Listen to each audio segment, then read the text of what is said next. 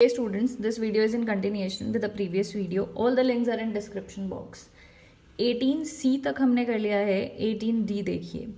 तो इससे पहले 18C बहुत अच्छे से कर लेना, उसमें मैंने सारे कॉन्सेप्ट आपको समझाए हैं. यहाँ पे आप देखिए क्वेश्चन नंबर 1 से स्टार्ट करते हैं. क्या है question number 1? The probability of happening of the event A is A. Probability A के होने की क्या है? A.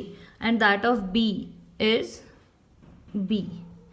Given that A and B are independent events. तो मैंने आपको बताया था इंडिपेंडेंट इवेंट्स जो होते हैं उनमें क्या होता है, पी ए. अगर दिया है कि वो इंडिपेंडेंट है तो पी ए इंटरसेक्शन बी क्या हो जाता है, P A into P B. ये होता है, ये हमने लास्ट एक्सरसाइज में पढ़ लिया था. Calculate the probability of happening of both the events A and B. And जहाँ पे आ जाता है उसका मतलब होता है इंटरसेक्शन, और जहाँ पे आता है उसका मतलब होता है यूनियन. तो फर्स्ट पार्ट करते हैं. क्या दिया हुआ है? Probability of happening of both events. A भी होना चाहिए इंटू ए की प्रोबेबिलिटी है ए, बी की प्रोबेबिलिटी है बी. तो इंटू ए हो जाता है तो क्या हो जाएगी, ए बी. ठीक है. Not happening of both the events. A भी ना हो यानी कि P A dash, P A ना होने की probability P A dash, B भी ना हो तो पी ए कितना हो जाएगा? आपको पता है पी ए डैश कितना होता है, 1 माइनस पी ए, यानी कि 1 माइनस पी ए कितना है, ए. 1 माइनस ए और बी भी ना हो, 1 माइनस बी. सिंपल. थर्ड क्या है? इवेंट ए हैपन्स, ए तो हो रहा है मतलब P A. B does not happen, B नहीं हो रहा है. ठीक है.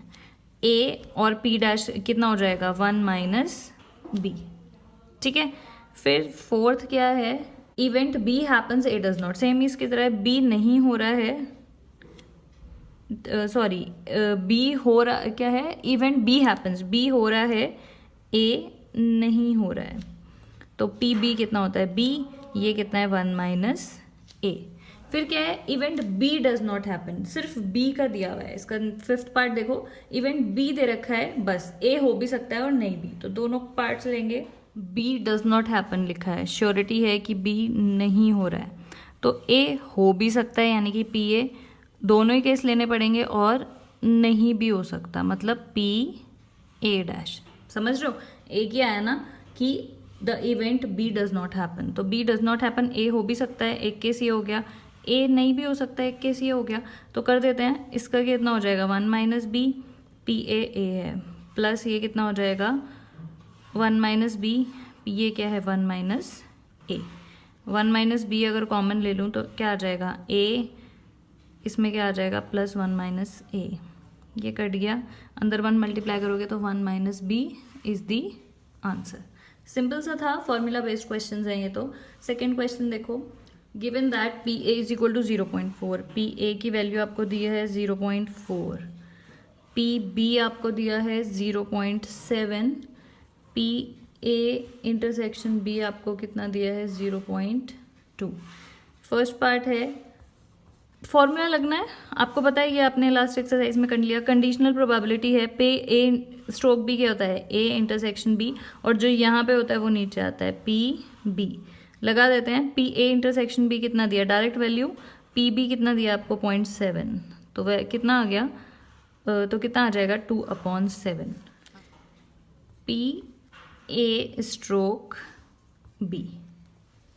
तो ये कितना हो जाएगा, पी ए, यही होता है. फॉर्मूला लगाना है बिल्कुल, ये फॉर्मूला बेस्ड क्वेश्चंस हैं. पी बी जो यहाँ होता है वो यहाँ आ जाता है. फिर आपको पता है इंटरसेक्शन ये क्या होता है, P A dash into P B dash. ये भी आपको पता है, आपने फॉर्मूला पढ़ा है. पी बी कट जाएगा, P A dash. Probability A होने की तो 0.4 है, पी ए डैश की कितनी हो जाएगी, 1 माइनस 0.4 मतलब 0.6.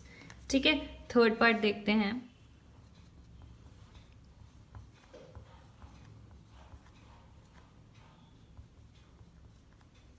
Again formula based question. ये कितना हो जाता है, P A intersection B dash. यही होता है ना कंडीशनल प्रोबेबिलिटी ए के होने की. बी अगर दिया हुआ है सेकेंड इवेंट की. पुरानी वीडियोस देख लेना, सब समझ में आ जाएगा. सीक्वेंस में करना है. जो यहाँ पे होता है वो लिखते हैं पी बी डैश.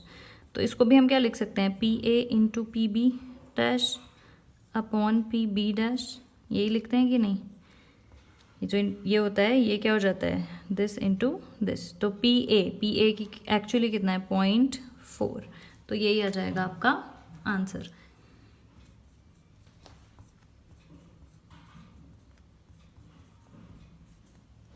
इसमें भी क्या होगा, P A dash intersection B dash upon P B dash.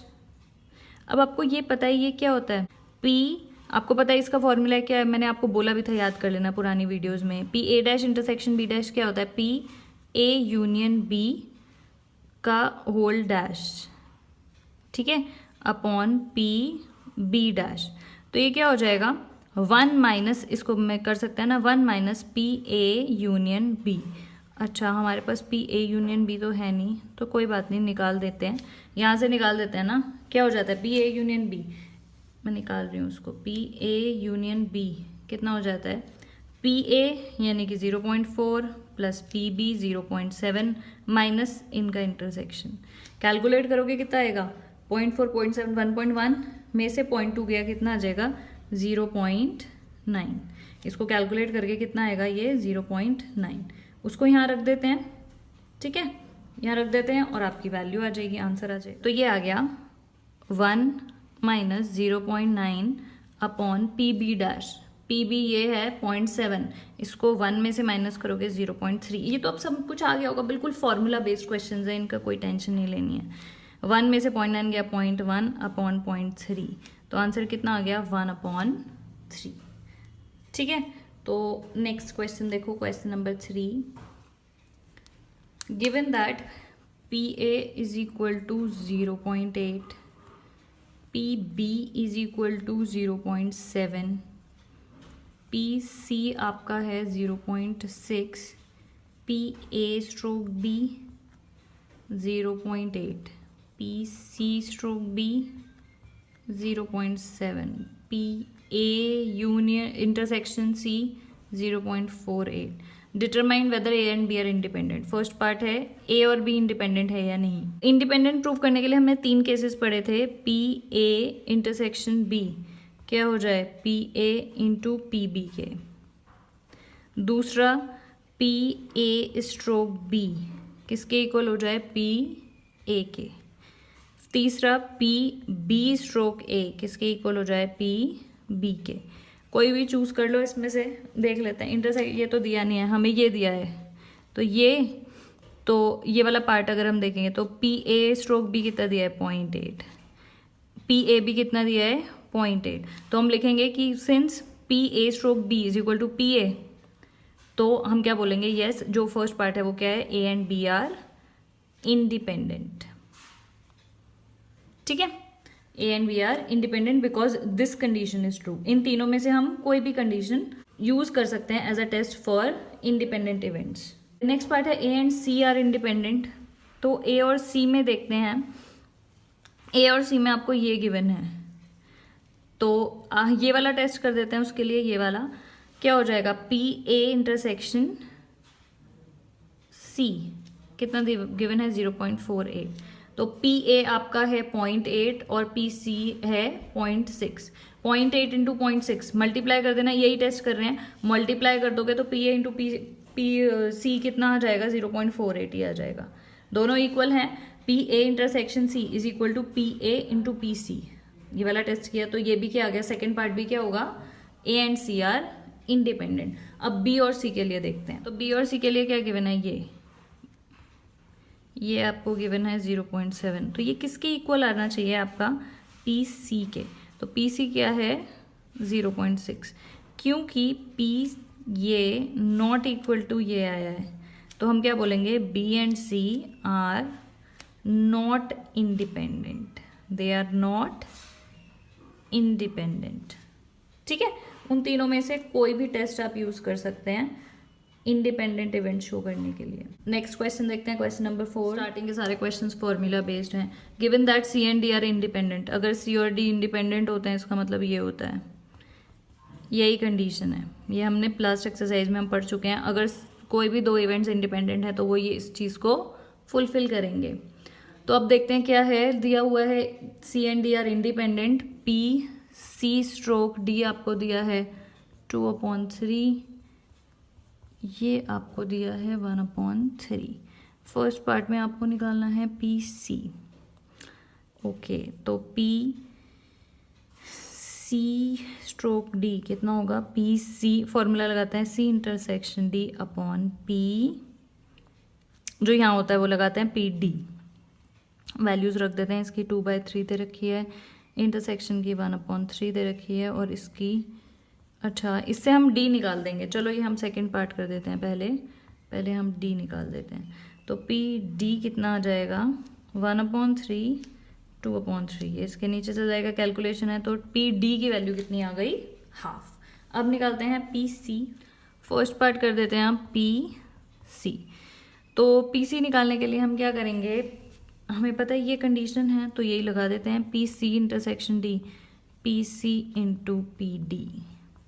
सी ये कितना हो गया 1/3, पी सी हमें कैलकुलेट करना है और ये हम निकाल चुके हैं half.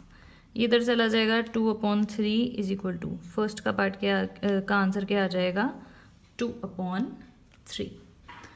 Question number 5, events A and B are such that P A is equal to 2/5, P B is equal to 1/6, P A union B is equal to 13/30।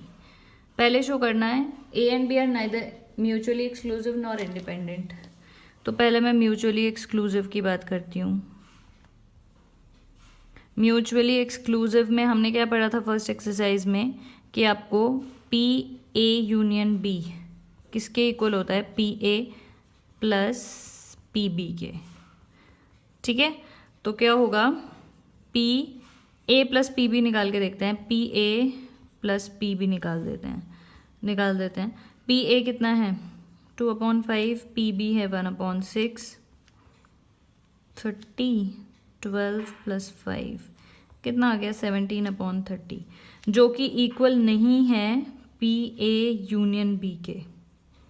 ठीक है, ये प्रूफ करना होता है, ये दोनों मतलब इसको प्लस करके ये आएगा, जो कि इसके इक्वल नहीं है पी ए यूनियन बी के, क्योंकि वो 13/30 दिया हुआ है। तो पहला पार्ट प्रूव हो गया कि they are not mutually exclusive. अब दूसरी चीज पे आते हैं, इंडिपेंडेंट। इंडिपेंडेंट प्रूफ करने के लिए क्या होना चाहिए, P A intersection B is equal to, ये कंडीशन होती है P A into P B. तो पहले मुझे इंटरसेक्शन निकालना पड़ेगा, निकाल देते हैं।